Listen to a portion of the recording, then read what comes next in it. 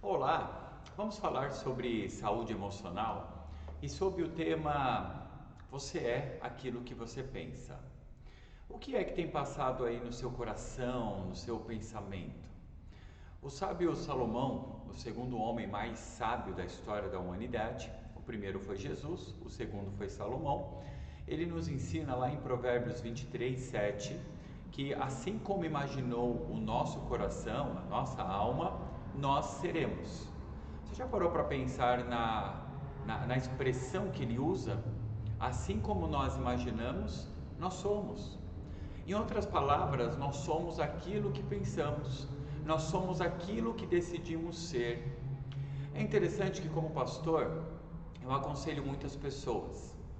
E as pessoas, muitas vezes, elas se entregam a viver algo exatamente porque elas pensam naquilo o tempo todo. Por exemplo, quando você passa por um trauma, o trauma ele vai te marcar. Mas quando você fica dando crédito a ele o tempo todo, anos após anos, você acaba sentindo aquela dor por longos anos. Porque você é o que você pensa. Você fica pensando na dor, pensando nos detalhes, pensando naquilo que lhe trouxe o trauma, e isso faz com que você sinta cada vez mais dor. Temos que entender que o nosso cérebro, ele funciona, na verdade, com ciclos, ciclos abertos e fechados. Abre-se um ciclo, precisamos fechá-lo. E quando nós não fechamos, o nosso cérebro ele trabalha de uma forma desorientada. Então, quando damos vazão à dor, quando ficamos pensando nela, alimentando ela através dos nossos pensamentos, automaticamente nós fazemos com que o nosso cérebro ele nos traga dor, nos faça sofrer, seja emocionalmente, mas normalmente desencadeia doenças no corpo, doenças chamadas psicossomáticas. É interessante pensar na história bíblica quando Caim decidiu matar o seu irmão chamado Abel. A história nos narra que Caim e Abel foram sacrificar a Deus, mas pelo motivo específico ali no texto, Deus ele recebeu a oferta de Abel, mas não recebeu a oferta de Caim. Caim, ao invés de tratar as suas questões do porquê Deus não tinha recebido a sua oferta, decidiu ficar maquinando, pensando mal contra o seu irmão. E essa raiva, essa ira, esse sentimento de vingança, como se seu irmão tivesse culpa de algo, fez com que ele se tornasse um verdadeiro monstro a ponto de querer assassinar o seu irmão. E é interessante que a história narra que Deus vai até Caim e diga: Caim, por que o seu semblante está caído? Por que o seu coração está maquinando mal? Você precisa dominar os seus sentimentos, porque caso você não os domine, ele vai fazer com que você cometa um crime, um assassinato. Estou parafraseando o texto, mas está lá em Gênesis 4, você pode ler com detalhes. É interessante que Deus avisou Caim: Caim, se você não cuidar daquilo que está no seu coração, você vai cometer um grande assassinato. Você vai colocar para fora, exteriorizar aquilo que você está pensando, e o que você está pensando não é nada bom. E a gente conhece o final da história. Ele decidiu não dar ouvidos ao conselho de Deus e acabou maquinando cada vez mais em seu coração, os seus pensamentos, matar o seu irmão, e na primeira oportunidade assim o fez. Nós somos o que pensamos. Isso explica porque Jesus Cristo nos diz que pelo fruto se conhece a árvore. Ou seja, por aquilo que eu vivo, por aquilo que eu falo, por aquilo que eu faço, isso mostra o que está no meu coração. E aí eu te pergunto, o que está no seu coração? Quando eu falo coração, eu não estou falando desse músculo que bombeia sangue para o corpo inteiro. Eu estou falando da sua alma, dos seus pensamentos, mas carinhosamente chamamos de coração. Como está o seu coração? O que está permeando em seu coração? O que está dentro do seu coração? Muitas pessoas chegam para mim e falam: pastor, eu quero esquecer aquilo que aconteceu. Não no sentido de amnésia, mas no sentido de não sentir dor. E aí eu vou direto para essa questão. Você fica pensando, você fica dando vazão a ter pensamentos acerca do acontecido ou acerca da vida do ofensor, do agressor? Quantas vezes nós ficamos patinando na vida por meses, anos, diante de um acontecido, porque essa situação não sai da nossa mente. O sábio Salomão nos ensinou, Provérbios 23:7, assim como imaginou a sua alma ou seu coração, assim é. Ou seja, você vai ser exatamente aquilo que você decide pensar. Você vai ser exatamente aquilo que você decide ser. Conheço vários filmes que retratam histórias de pessoas que estavam perdendo determinados assuntos, enfim, acontecimentos, por causa daquilo que pensavam. E um deles que eu quero destacar é aquele filme Desafiando os Gigantes. Já no finalzinho do filme, o rapaz ele vai chutar a bola, e futebol americano, né? E ele vai chutar a bola e a priori, ele estava bem durante partes do jogo. Mas quando ele se preparou para chutar a bola, o treinador olhou e viu que ele estava já com pensamentos ruins, tipo, eu não vou conseguir, eu não vou ter força, eu vou escorregar, enfim, ele estava com pensamentos errados acerca daquele ato que ele teria que ter. E aí na hora o treinador ele pede um tempo para o juiz para conversar com o jogador. E ele viu que realmente o jogador estava bem para baixo, bem down, ele não iria conseguir fazer aquele ponto que era necessário para o time ganhar. E aí o treinador o incentivou, conversou com ele, mudou os seus pensamentos e quando ele foi chutar a bola, ele chutou com os pensamentos corretos e simplesmente ele fez o ponto decisivo. Parece uma história apenas de ficção, mas na vida real é exatamente assim. Eu não estou falando de pensamentos positivos, ai, vai dar certo. Não, eu não estou sendo místico na minha conversa. Eu estou sendo apenas bíblico na minha conversa. Porque a Bíblia nos ensina, assim como nós imaginamos, ou o nosso pensamento imaginou, assim nós somos. Então, se eu for fazer algo e já tiver com os pensamentos voltados a não corresponder à necessidade daquilo que estarei indo fazer, eu vou condicionar o meu corpo a não fazer. Isso funciona muito na área da medicina. Eu, como pastor, visito centros hospitalares o tempo todo e eu encontro muitas pessoas que se entregaram para morrer. Elas se entregaram para morrer. É interessante que, conversando com elas começam a dizer, pastor, minha vida já não tem mais sentido, minha vida já não tem mais graça, eu não quero viver, eu não quero ir além, eu não quero me esforçar para ter saúde. É interessante que nós vemos que a pessoa escolhe viver, a pessoa escolhe morrer. Ou seja, a pessoa escolhe ter um ato que vai gerar vida ou que vai gerar morte, através dos seus pensamentos, através da sua alma. Ou seja, trazendo isso para a nossa saúde emocional, se você é o que você pensa, o que você está pensando? No final desse vídeo eu quero colocar duas fotos que mostram exatamente o que muitas vezes está dentro do nosso coração, dentro da nossa alma. Quando somos feridos, machucados, decepcionados, traídos, ofendidos, nós temos duas escolhas: eliminar logo isso, no sentido de tratar o problema, perdoar o ofensor, ir até ele, conversar, resolver, ou nós temos o caminho errado de ficar pensando, de ficar remoendo, e esse processo acaba gerando pensamentos de ódio, de raiva, de ira, de vingança, de amargura, e nos escraviza a essas questões, a esses fatos acontecidos. Eu converso com muitas pessoas e eu vejo que elas estão escravas de pessoas que lhes ofenderam, lhes machucaram, traíram, decepcionaram. Por quê? Exatamente porque nós somos o que pensamos. Então, se eu fico dando vazão àquilo que me traz dor, eu vou sentir dor. Isso funciona no ambiente hospitalar. Quantas pessoas morrem porque se entregam a viver para a dor? Ao invés de elas trabalharem em prol do seu corpo, elas trabalham de uma forma muito maléfica através dos seus pensamentos. Eu tratei uma pessoa que passou por um processo de saúde ou processo de doença muito difícil.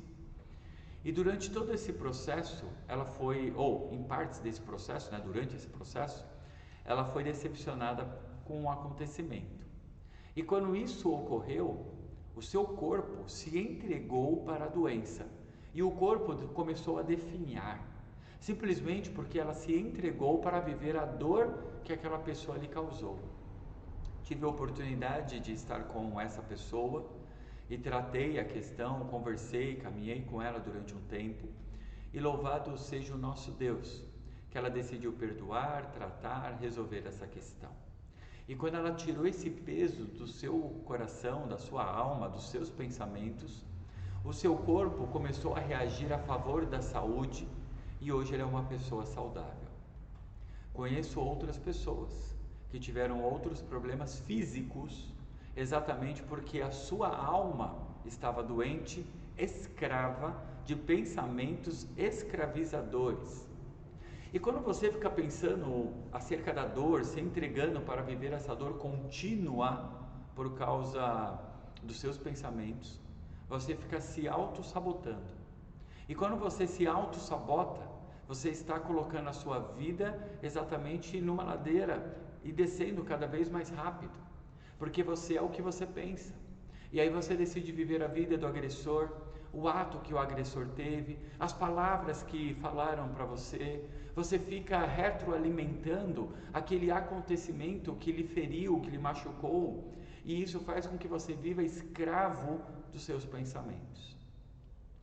Por isso que o sábio Salomão disse: assim como imaginou a sua vida, assim será.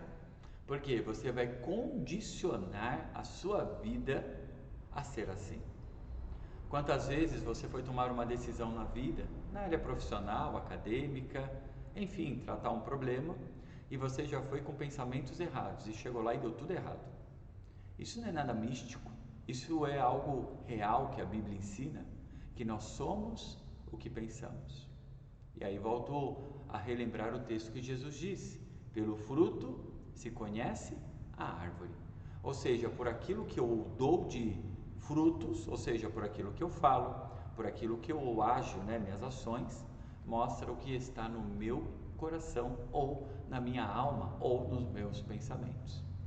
E eu quero encerrar esse vídeo lhe levando a uma reflexão.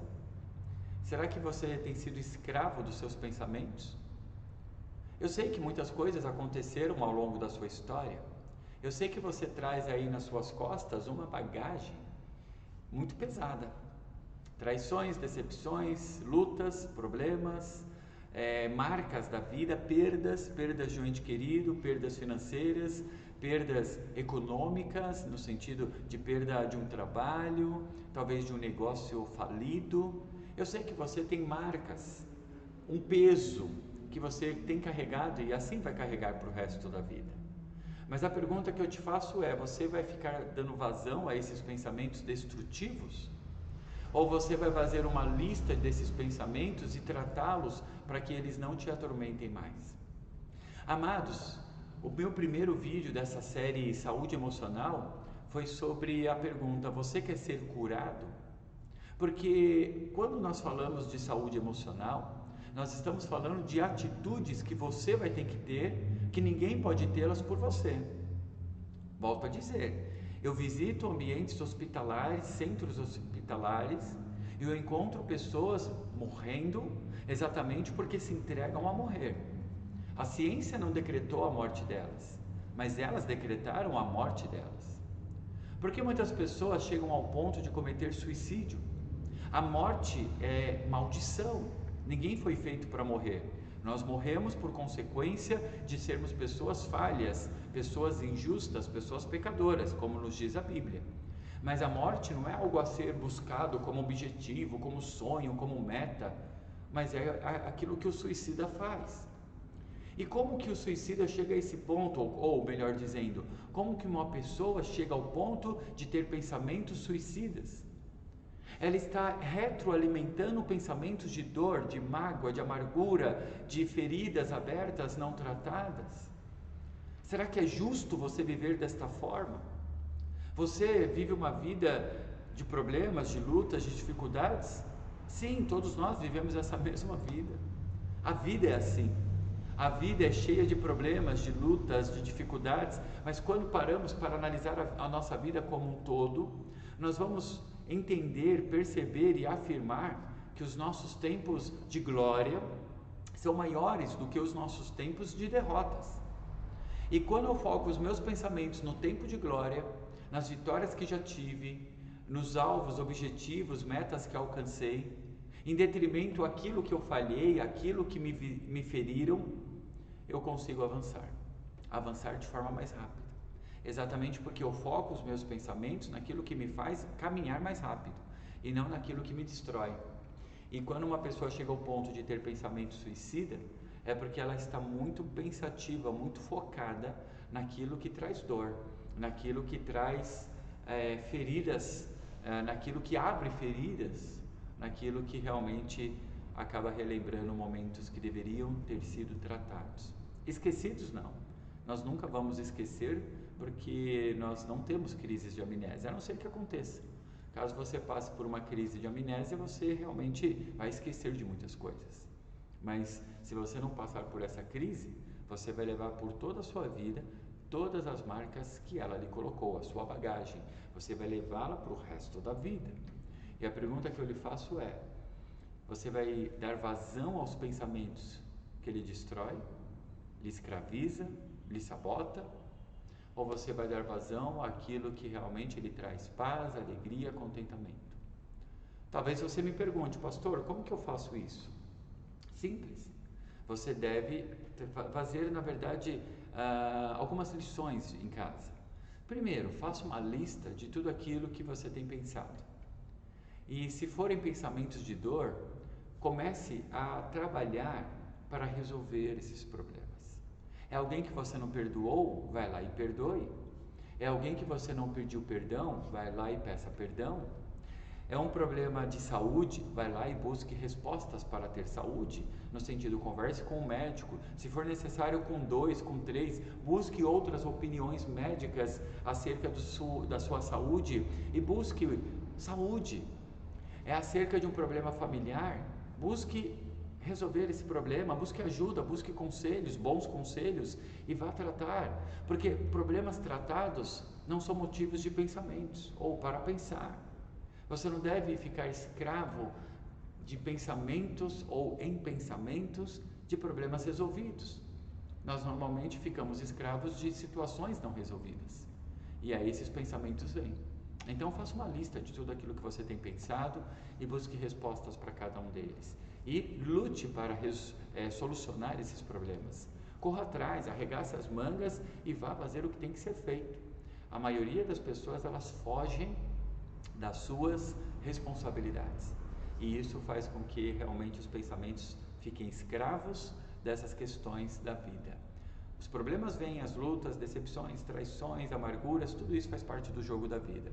Mas eu preciso tratar, você precisa tratar cada um deles. E quando tratamos, nós conseguimos desviar os nossos pensamentos para aquilo que traz paz, alegria, contentamento e assim por diante. Eu encerro citando o texto lá de Filipenses 4, onde o apóstolo Paulo nos ensina: tudo que é justo, tudo que é puro, tudo que é amável, tudo que é de boa fama, se algum louvor há, se algum louvor existe, nisso pensai. Ou seja, ocupe seus pensamentos com aquilo que é gostoso, com aquilo que traz paz, alegria, contentamento. Não ocupe seus pensamentos com a dor, porque você vai sentir dor. Não ocupe seus pensamentos com as tragédias da vida, porque elas vão te consumir dia após dia. Não alimente seus pensamentos com aquilo que colocaram sobre você, palavras, frases, expressões que muitas pessoas fazem até na tolice. Muitos pais fazem com os filhos, muitos cônjuges fazem com seus cônjuges, muitos amigos fazem com seus amigos, muitos chefes fazem com seus subordinados.